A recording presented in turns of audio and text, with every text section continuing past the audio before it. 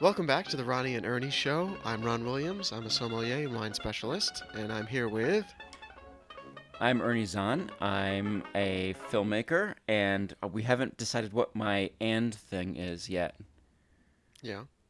What is my "and" thing? What have you noticed that I can do besides film? When we're out and about, we're hanging out, or we have something that we need to get done. Have you noticed me doing anything else outside of the use of a camera? Well, I mean, I do other things in film, but you know what I mean. What are the things outside of film I can do that you've noticed? Breathing. Okay. Well, we covered the bodily functions. Right, I'm pretty right, in good the at all last those. episode. Okay. Most of them. Uh, Both of us are really terrible at a fundamental one. yeah. Digestion is We're pretty. that's where We're everything pretty falls amateur. apart. Yeah, we're pretty amateur at those. Let me see. But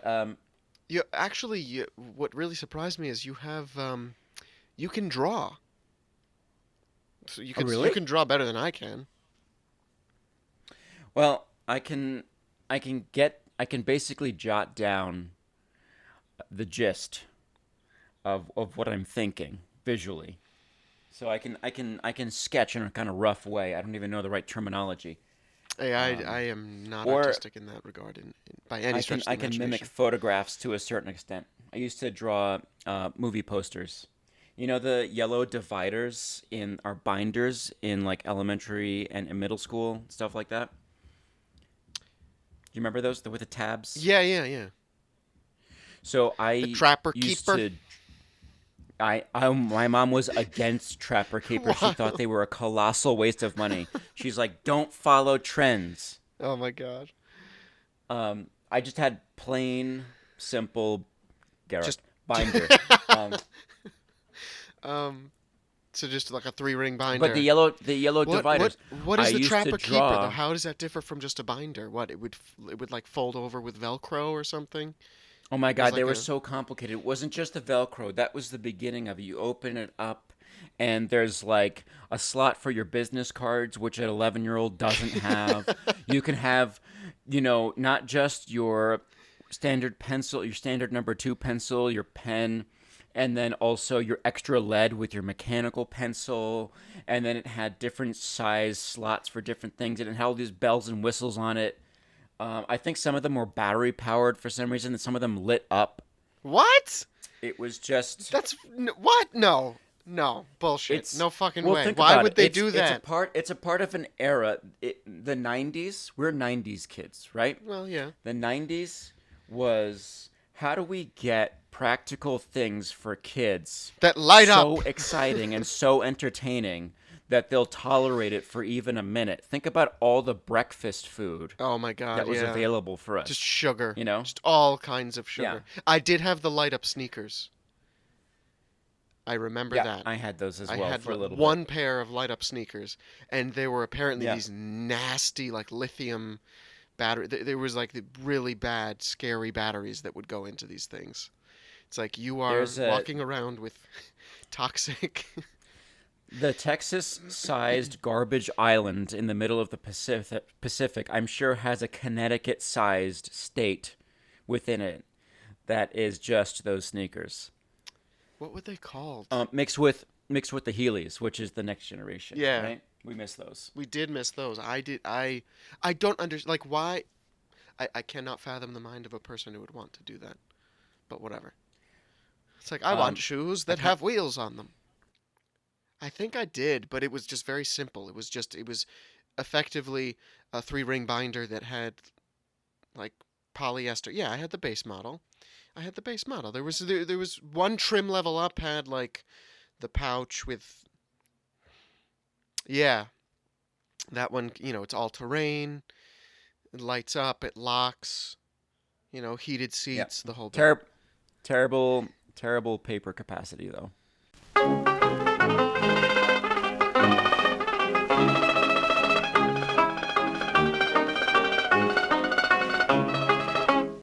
So you are also a certified sommelier.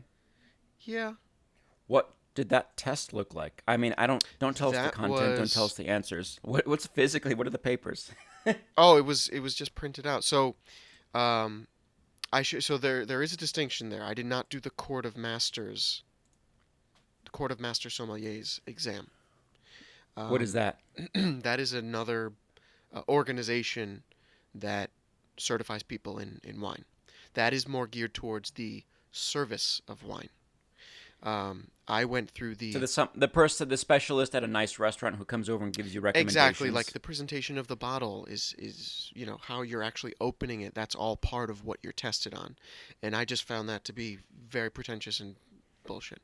Um, what I went through was the WSET, the Wine and Spirit Education Trust. They're based in England, but you can take classes all around the world. There are schools that can carry this curriculum and test you at these facilities.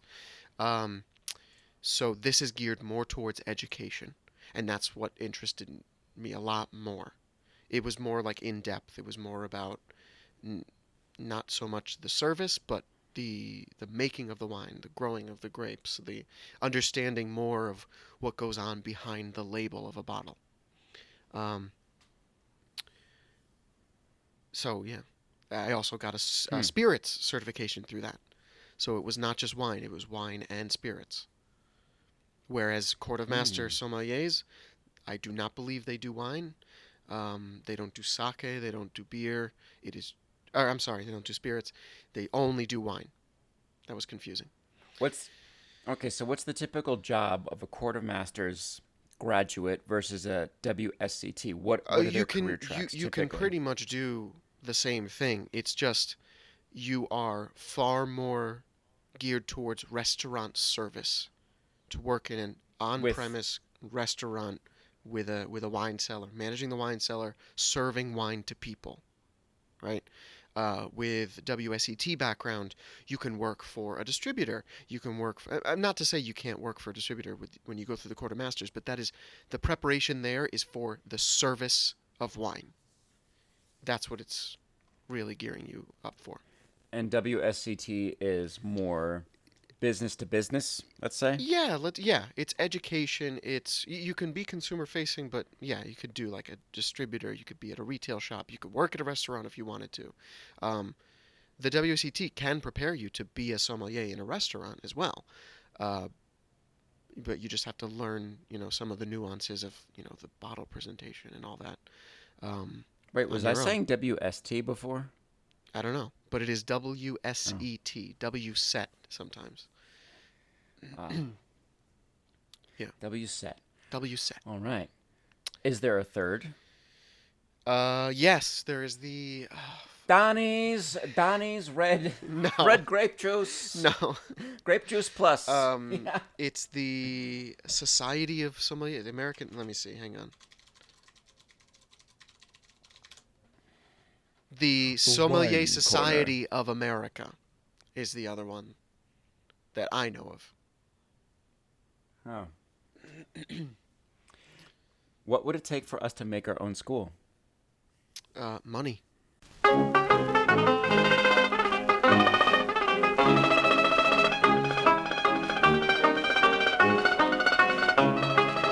Um, let's talk about frittata. Yes. Yeah, let's talk about frittata for an important Frittata. reason. So, When we wrote this recipe booklet, let me preface it okay, with the booklet, go and then ahead. we can get into the actual Yes, go recipe. ahead. When we composed this, we were thinking of things that were simple ingredients, affordable ingredients that you could prepare at home, and that this booklet would inform smarter shopping choices. And um, and as a result, you'd be doing your part during this strange time that we're in right now, as of the recording of this episode, April 7th, and ensuring that you are shopping responsibly so that you're not disrupting access for anybody else within your community by buying a shit ton of ready-made whatever from Whole Foods, or buying up all the chicken and stuff like that, and not getting enough vegetables or whatever. Just finding something that's more balanced, finding recipes that are, just as the booklet says, A little more simple, sustainable. more sustainable. Yeah. Yeah. So one of those recipes was this frittata alla nonna. Yeah, it was my mother's mother. Um, she came from Sicily, and it's not a traditional frittata like what I when I see recipes online or on cooking shows and stuff. Frittata that I see is more like a crustless quiche. This is a little different. So you fry the potatoes and you get them nice and crispy, and then you what she would do is actually crack the eggs into the pan, and you get this rustic kind of scrambled eggs when you mix it around. And she would put parsley and mint. And it was a very distinct combination of flavors. Oh It was wow, delicious, and she would sometimes put that into bread and make a sandwich out of it. So carbs on carbs on carbs, potato the and best bread. kind. But I like it just a little plain. And And then if you were cold, you'd have some potatoes left over to place over your forehead no, to no, cure no. the cold. It was. She did this once. I had a Yeah, headache, so she yeah, sliced potatoes, raw potatoes, and tied them to my forehead with a bandana with like a handkerchief, yeah. and it helped. Let's get back to the. Oh yeah. Well, I mean, I guess it's cold, right? So it's the I temperature don't change, know. right? I don't know. I don't know, but it worked. So continue with the frittata. It's very simple. I mean, potatoes and eggs are cheap, but eggs are slowly becoming less readily available. I haven't been able to find eggs at the supermarket recently, so I'm rationing them.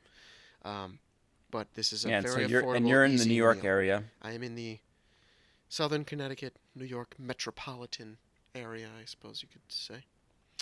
All right. Well, yeah. Does this count as the New York metropolitan area? I would say that very quickly over the last several years, Greenwich has become a suburb of New York.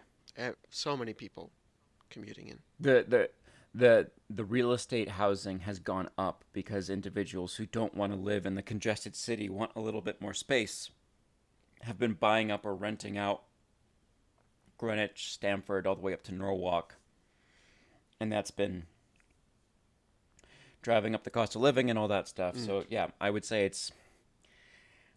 Um, I mean, I don't know. I think that to a certain extent, that has become the identity of some of those towns. Is that they are New York, sort of like Long Island. Like Michael Corleone didn't live in New York, even though his family was a New York family, right? He lived in Long Island, Mm. and his his family wasn't in the city since Vito was like in his 20s or whatever, So even in Godfather right? 1, they're living in Long Island. Mm-hmm. Mm. Well, they got that huge compound by the water. You don't have space like that, and even in Queens at that time. Um, You don't have space like that so in yeah, much places anymore. no. Well, I mean that's why Many they eventually places. moved to Nevada, I right? don't remember much of Godfather 2. Oh my God, it's such a good movie. I love it so Godfather much. 2? It's just, yeah, it's such a great way to learn acting. It's not the only way, and it's certainly not the end all be all, but it is such a great resource for understanding acting. To just reenact some of those scenes, playing Frank Pentangeli, um, confronting Michael, or being, what's his name? Lee Strasberg plays Hyman Roth, doing the Hyman Roth scene with Michael talking about Mo Green being assassinated in the first one in Las Vegas. I want to get that Hyman Roth voice down. Don't, it's been a very long time since I've seen Godfather Part 2. You've got time now, and it's certainly a long one. Give it a try. And we were talking earlier off mic about what we're watching right now and how your desires you're still going into work every day when Yeah. everybody's sheltering in place and you just want to escape when you get home. Yeah, it's The rough. stress of am I going to get something and all that stuff. So I understand from your viewpoint, you want to be focused on just relaxing and reducing stress. So you want something that doesn't require a lot of work to consume Yeah. entertainment wise. Godfather Part 2, it I mean, it's not escapism in a Star Wars sense, but you really feel like you can lay back and watch the characters play for you. It's it's very well done. I'll I I'll mean, give it a try again. I'll give it a try. overstatement of the century perhaps by saying that, but still, if it's something you've seen, it's in your consciousness and pop culture and all that stuff, but you don't really remember it, give it another watch. You got 3 hours now. It's 3 hours? Oh sure, yeah. Wow. I don't have three Spans two hours. VHS tapes, so you gotta make sure Oh you my know you got the gosh. second one ready. Yeah, like Titanic. Yeah. Titanic, By two the way, VHS Titanic tapes. is my favorite way to be hyperbolic about time. Why? Like when somebody's running late, I always say like I could have watched the Titanic in the time it takes for you to get here. It's my favorite way to conceptualize time in a hyperbolic sense. What is the runtime of Titanic? Hang on. I'm you're typing faster than me. 3 hours, 15 minutes. In 1997, that's a lot of time. Yeah. That is a I lot of remember time. going to see that with my dad, and I know why I wanted to see it, and that was an awkward moment. Oh my. Okay. Yeah. Okay. Fifth grade. Come on. What else? Why else am I going to see this movie? I did not see it in theaters. Oh my God! I heard from every one of my 11-year-old peers at the time about that scene, the portrait scene, and I'm like, I gotta see I this must movie. consume this media. Yeah. Um. So, um, the frittata recipe. I'm gonna give that a try actually after we get off the call here because I did curried potatoes yesterday and I was slicing them and it reminded me of this recipe because I used to make it. It's really good. Um, I haven't made it in maybe 2 years. Slice them not as thin as potato chips, but not as thick as like I do wedges. about half the width of my pinky Yeah, that's as a about right. reference. And make sure you Yeah. get those potatoes nice and crisp, and then you add the eggs. And only because I have historically handled so much celluloid film. I'm actually pretty good at eyeing millimeters of width, so it's about 10 millimeters. I am not good at eyeing millimeters of width. I mostly deal in I can do inches. anything from 1 to 50. I'm sorry. It's weird. What would you say? I said I mostly deal in inches. Ah. Hey, whoa! Oh. This You guy. don't have an neither of us are an Ed McMahon to the other, so we don't Ed have any way of McMahon. yeah. Who's Ed McMahon? Oh my goodness. Maybe it's good to eat. I don't know.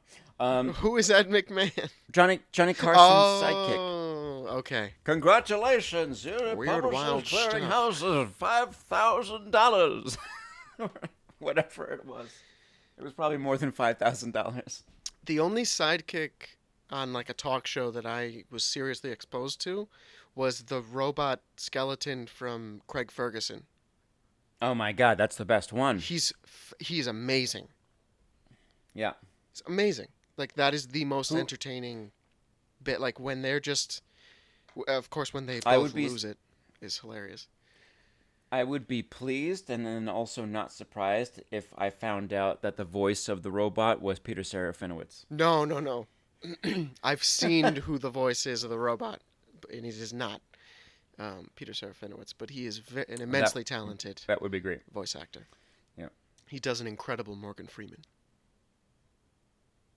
I think I need to see more movies with him. Morgan Freeman?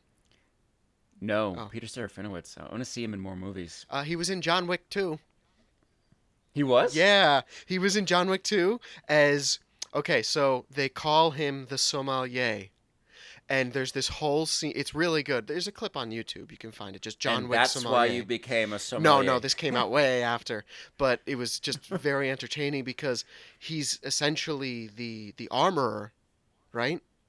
He has all the guns, and John Okay. Wick goes to him for the guns, and they're using all of this wine terminology to refer to the gun. So it's like I trust you prefer the German varietals, and he's holding like German guns. It's Yeah. quite entertaining, I have to say. It was a fun little He's scene. he's kind of like an all guns Q. Yes, that's exactly the quartermaster. Yeah, Yeah. Very good. Are so you looking entertaining. forward to seeing this postponed James Bond film? I'm on the fence. I the best James Bond movie that I have seen in recent memory still is Casino Royale. Nothing has topped Casino Royale. Agreed. Skyfall Had a was very good. auspicious start. Yeah, but Skyfall's my second favorite of the Daniel Craig era. well, 'cause Spectra was not very good. Spectre. I have a really great challenge for you. Okay. What is your second favorite after GoldenEye for Pierce Brosnan? Oh, um, that's a really tough one. It would either Yeah. be, it would either be, man. Wait, 'cause you've got Tomorrow Never Dies. That's the one with the news Yeah. guy and the sea drill and the remote control BMW. Yeah. You've got The World Is Not Enough, which is the one with the submarine and the guy who can't feel pain. And um, that opening sequence was the longest opening sequence. It was like 15 minutes I don't before even the. remember it. It's the I chase saw in The the World black Is little Not jet Enough. boat, Yeah. I the hot didn't air see balloon. it in theaters. The World Is Not Enough. So for me, especially with action films, if my first viewing is on an inappropriately small screen, like for home video or streaming, I'm never gonna vibe with it. Mm. It's just like if I missed the Avengers in theaters and then I saw it for the first time on Netflix on a TV, I'm probably gonna tune out half the time. I mean, I feel like for me, event films, I can go back to them after the fact Having already watched if them. it having seen them in Okay. the theaters because I'm kind of reconnecting with that experience every time I go back and watch it. But if the first time you Unless it's consume it a is on a small screen, you're not. right, right. Unless it's got great drama or there's other qualities to it outside of the action, like Casino Royale is a pretty dynamic film. It's not just an event film to me. Um, It's a and great film. well, it's because I really enjoy that character, and I liked that just like in the book, they made him a little more Rough and tumble. not sloppy. Right, Yeah. yeah, but he's still figuring out how to be James Bond. He's not flawless. Yeah.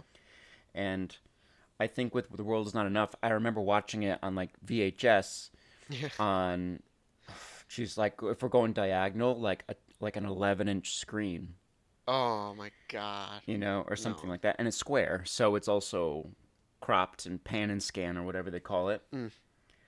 Um all I remember from that is they brought back the Russian guy who was in Oh yeah, yeah, GoldenEye. yeah. Robbie Coltrane. Yeah. Yeah. Hagrid. Um, And then Die Another Day. Die Another Day. I was the first James Bond film I saw in theaters. Really? That was the You first didn't one. see I saw Tomorrow Never Dies in Oh theaters. no. I was never allowed. That was great. I went to like 5 movies growing up. I was never allowed to go to the movies because the first time I went to the movies was when they like re-released Pinocchio. I was like 4 or 5 years Yeah. old. I got chicken pox, and then my mom was like, "Nope, never again." The movie gave you chicken Well, pox. I was in the theater and I caught chicken pox. Wow. Yeah, how are they going to deal with that? Because right now they haven't postponed Tenet. Is that how you pronounce it? Tenet, What's that? the new Christopher Nolan film. Oh, I have no idea. This is the first time I'm It's hearing of it. okay. It's from what I gather, it's like if you enjoyed Inception, it's another sort of cerebral and yet somehow very grounded science fiction type film. So this one is time travel, Huh. Fascinating. and it's a very Christopher Nolan take on time travel where there isn't really any fantastical things about it. It's still very much like more closely resembles the world in which we live in. So less In Doctor Who and Christopher more Nolan Back to the fashion. Future. I mean, even less, even not even Doctor the Future, Doctor the Future, Doctor the Future. Back to the Future, Doctor, Doctor the yeah, Future. yeah, Doctor the Future.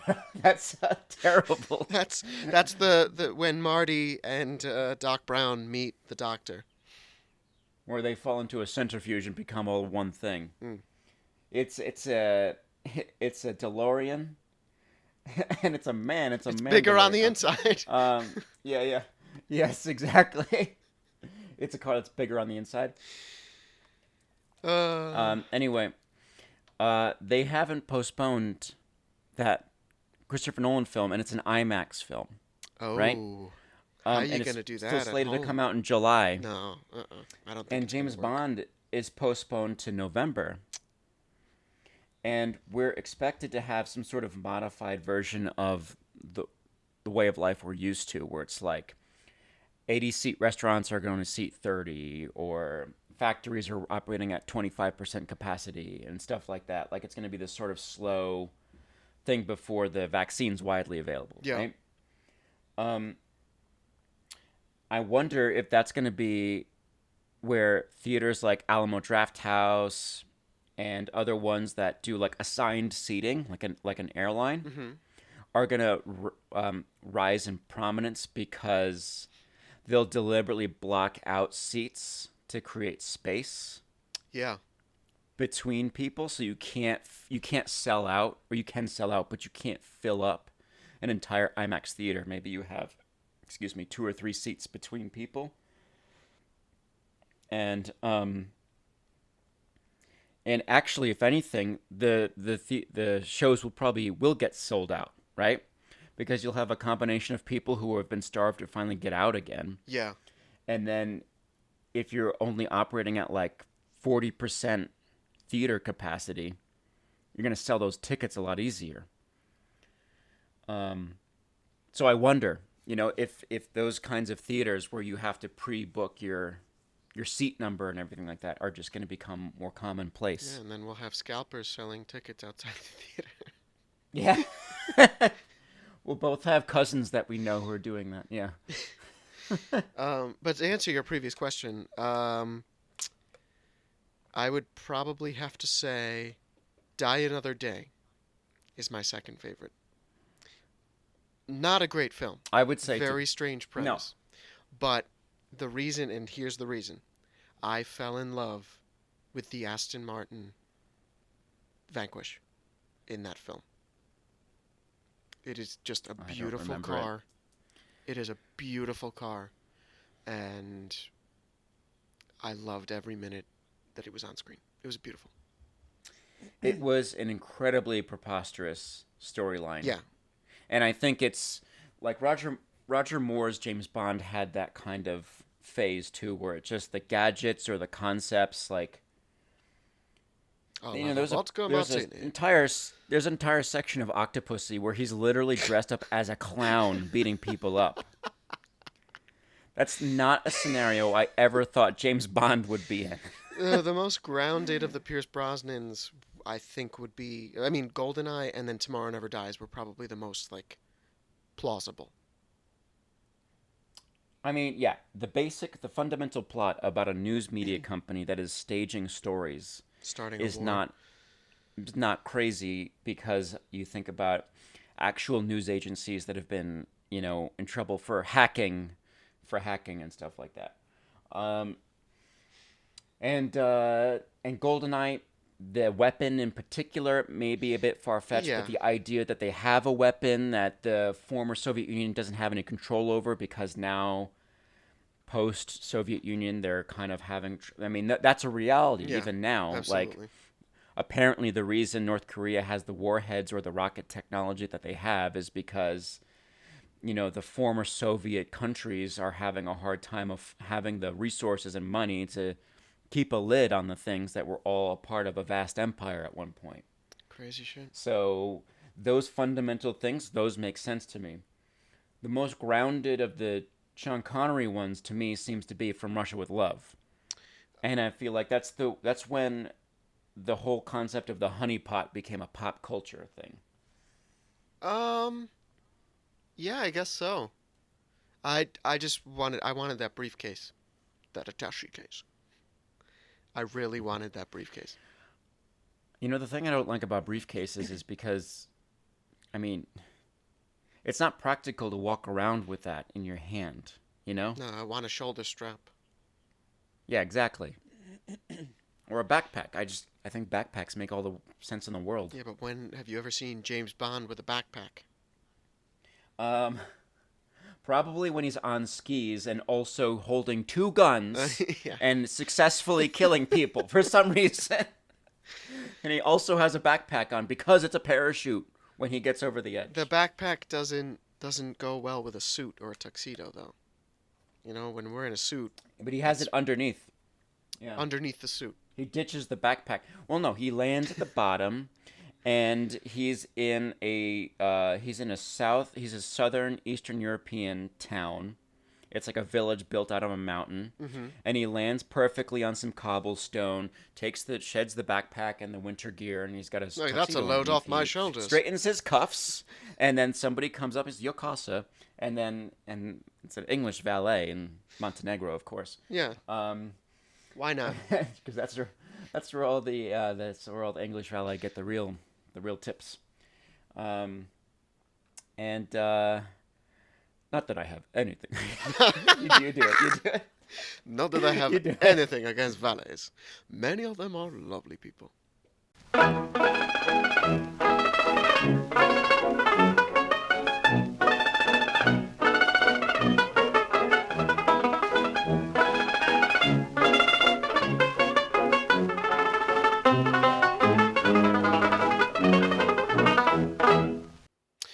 So just to recap, the recipe book is available for free on my website, thebon-vivant.com, THEBON hyphen VIVANT, and also on the triello.org/blog, right? It's in the show notes. Yep. Okay. Um, And let's roll the outro. Let's do So the the Ronnie outro. and Ernie Show is a joint production of Triello Storytelling Company and the Bon Vivant. Our show is now available on Stitcher, Spotify, Apple Podcasts, and YouTube. If you like what you're hearing, then commenting, subscribing, and reviewing means that the show only gets better. And Ron, I already think you read your portion of this, so I'll skip to mine. okay. And at each of our sites, you can also take a look at what we're currently up to. Case in point, this recipe booklet that we've just mentioned. And you can also check out some of the amazing people Come on. grammar. With whom? Okay. Ready? Yeah. And at each of our sites, you can also take a look at what we're currently up to, like this recipe booklet, and check out some of the amazingly talented people with whom we collaborate. Yes. Yes. With.